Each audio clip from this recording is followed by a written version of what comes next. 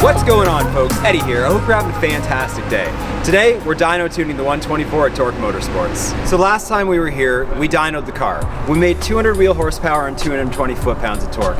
Really not bad, but it's time to turn it up a bit. Now, just to recap you, that amount of power gave us a 14.1 at 99 miles an hour.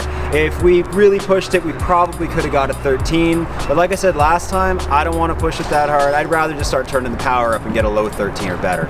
So what we're going to do is we're going to put the car on the dyno, we're going to run it through one more time, and then we're going to start putting in tune files. Now this is a long process, longer than you can really understand unless you've sat through this process with someone. The amount of time it takes to tune one of these cars is massive.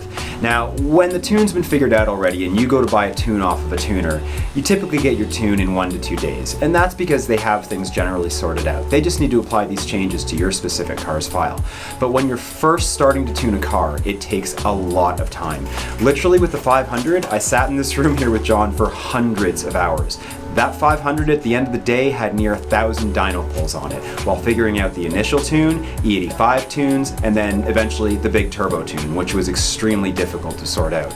Now, the 124, we've already got a couple days in on that thing from when I first bought the car. It's not a simple process. It's not clicking and dragging bars like in your average application. By trade, folks, I'm an IT guy. I understand technology pretty well, and when I first came into this world, I thought I knew what was going on, and you know, even to the point where I was trying to give John advice. No, it doesn't work that way. Tuning a car is incredibly complicated, and it is a very specific skill set. Hopefully today we're going to be adjusting for some more peak boost. That's actually what I'm currently looking at, is a couple boost tables in relationship to the E85 and the larger turbo. With the turbo being of a different size, and we have to go through and change some of the compressor maps and turbine maps inside of the ECU. Primarily though, what we want to focus on is the target boost. Now previously when we were on the dyno, we were struggling with maintaining boost, and I suspect that's from the factory wastegate. Factory wastegate doesn't allow for maintaining boost into the higher RPMs.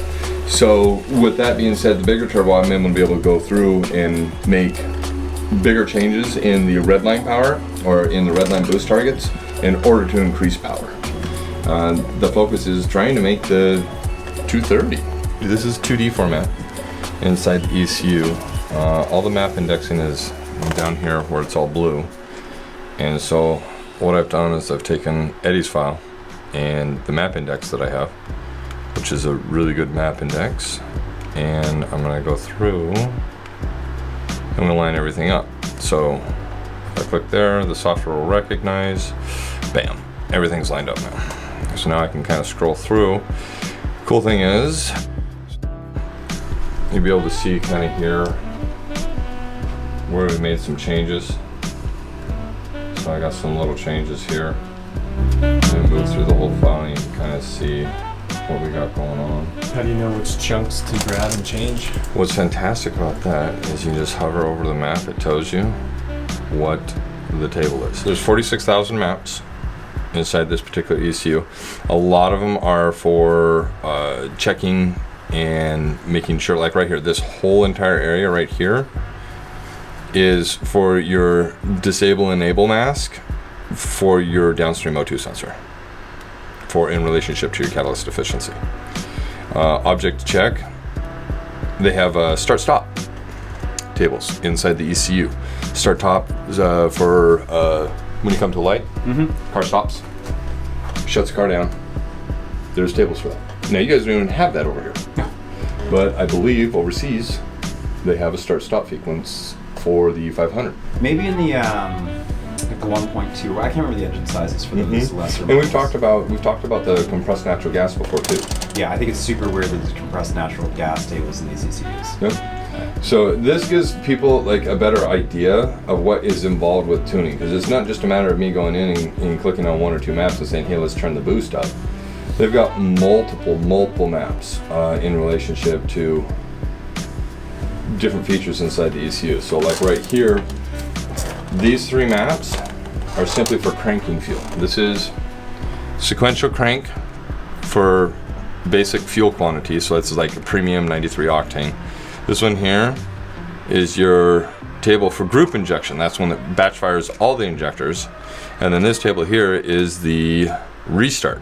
So if it doesn't start the first time, this is the table it uses when you go to just restart it a second time. Inside of the ECU is just littered with stuff like this.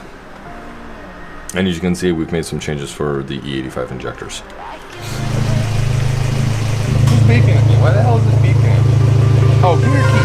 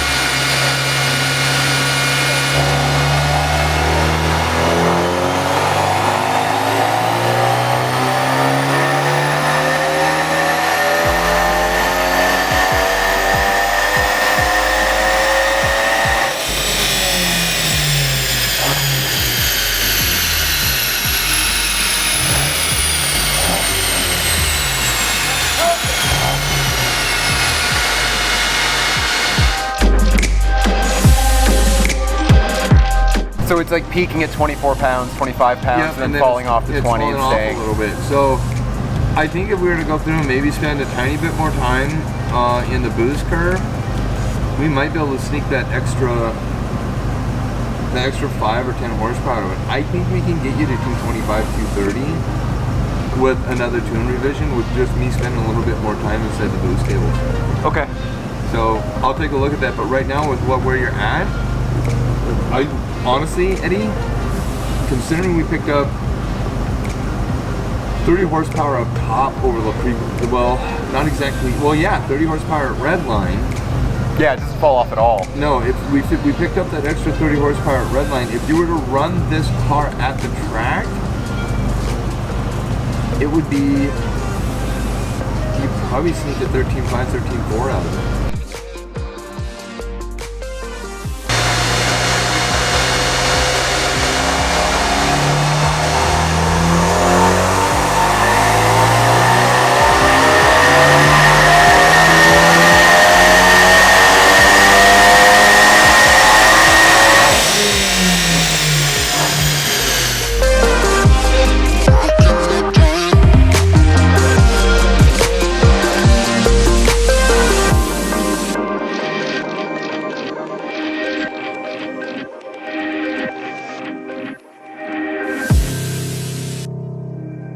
Okay.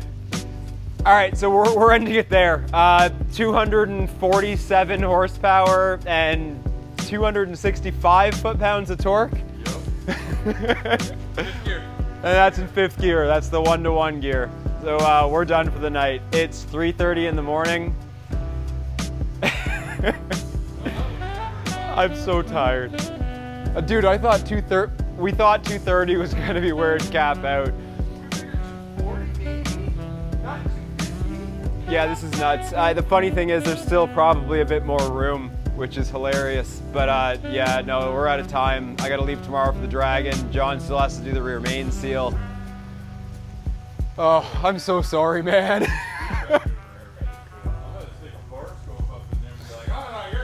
I really hope it's okay. There might be a rear main seal leak. There's a bit of oil coming out from the, what is it leaking from? What is that?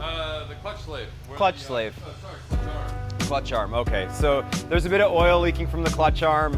So there might be a rear main seal leak. Everything's here to do the rear main seal. We found this last weekend, so we're ready to replace it if it needs to be done. But aside from that, I'll see y'all at the Dragon. I'm going to bed.